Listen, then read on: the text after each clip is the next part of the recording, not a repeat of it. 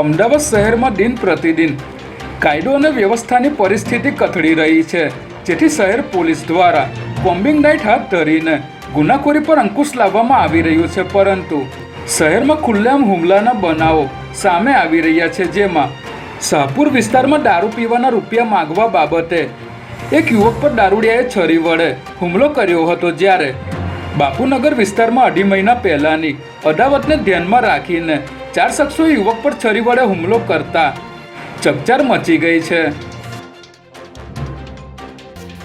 જાહેર માર્ગો કે મકાનના ધાબા પર ભયજનક રીતે પતંગ ઉડાવવાને લઈને અમદાવાદ પોલીસ કમિશનરે જાહેરનામું બહાર પાડ્યું છે, જેમાં કોઈ વ્યક્તિ, સમાજ કે ધર્મ પર લાગણી દુભાય તે રીતે પતંગ ઉપર ઉશ્કેરણીજનક લખાણો લખી પતંગ ઉડાવવા પર પ્રતિબંધ મૂકવામાં આવ્યો છે. તેમજ કપાયેલા પતંગો અને દોરાઓ જાહેર રસ્તાઓ પર પકડવા જતા લોકો વિરુદ્ધ પણ કાર્યવાહી કરવામાં આવશે. સાથે જ ચાઇનીઝ દોરી અને તુક્કલ વેચવા પર તેમજ ઉડાવવા પર પ્રતિબંધ મૂકવામાં આવ્યો છે. અમદાવાદમાં નાઇટ પેટ્રોલિંગ દરમિયાન તપોવન સર્કલ પાસે પોલીસે એક ફોર્ચ્યુનર કાર રોકવાનો પ્રયાસ કર્યો હતો, ત્યારે ડ્રાઈવરની સાઈડમાં બેઠેલી મહિલાએ ડ્રાઈવરને ગાડી ભગાવવાનો ઇશારો કર્યો હતો.